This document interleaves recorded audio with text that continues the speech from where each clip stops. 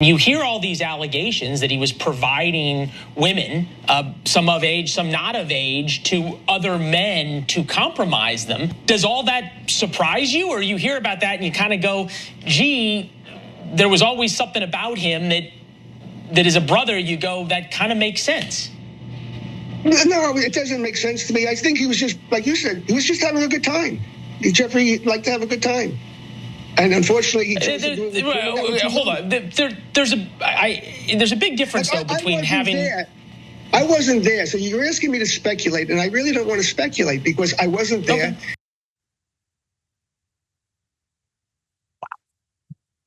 I don't know what I expected out of the brother of Jeffrey Epstein being interviewed about what Jeffrey Epstein did, but he just likes to have a good time.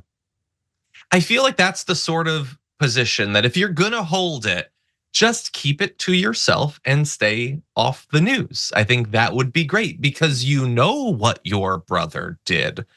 You know how many people were wrapped up in it. You know all of that stuff now. And I get that people are always gonna be defensive about their family members or whatever, but you should know better. Anyway, he was asked about the circumstances of Jeffrey Epstein's death, and he decided to loop in Bill Barr in that. Take a look. We know so much or so little, whatever you want to say, about his death. What's being covered up about his life, and who would want him dead and why?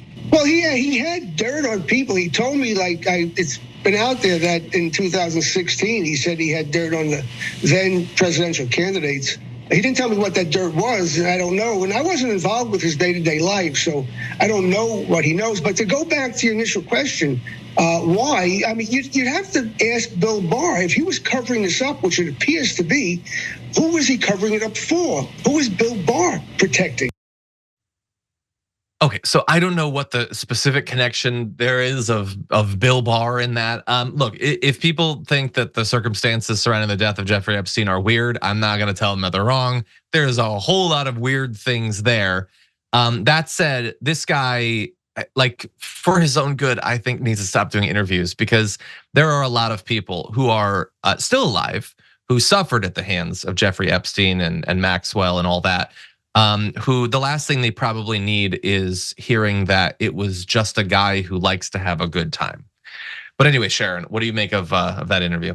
I haven't heard Harvey Weinstein's brother say much, about this guy wants to be in the news. He is, I don't know what he's done in his life, but he sure does like the spotlight at all costs.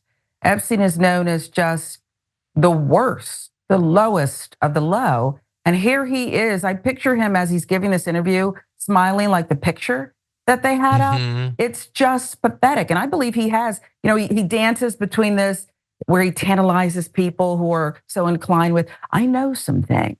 And then he says, well, he didn't tell me. And then in other news interviews with other outlets, he'll say things like, what I know could blow up the whole world. I could have destroyed the 2016 campaign. We wish you would have, okay? And would it have worked? But this guy is just to want to have look at me PR on this one. Most people just don't want to be associated. There's some people, families who change their last names so that they are. I don't know about Madoff's family, but they're keeping pretty low, and that's a completely different, this financial gross crime. But he seems to love this association.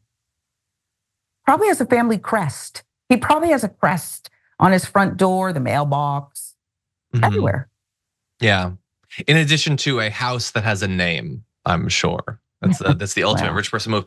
Yeah. I wish I could get every American together in a big auditorium and deliver a very brief bit of advice, which is that that you don't all have to be famous.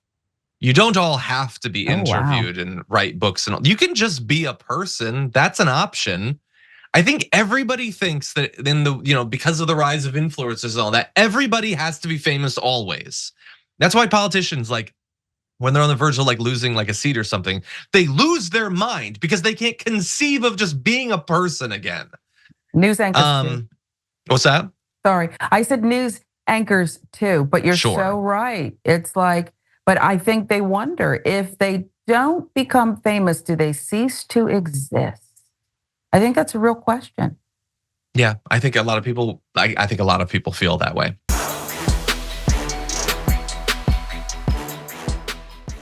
Check out the Damage Report podcast each day, wherever you get your podcasts, whether Pocket Casts or Stitcher or iTunes. You can join me as I give you the news and stories you want, with a range of co-hosts and interview guests jumping in on the fun each day. Again, that's the Damage Report, wherever you get your podcasts. And if you get them at iTunes, don't forget to rate and review. Sometimes I'll read them live on the show.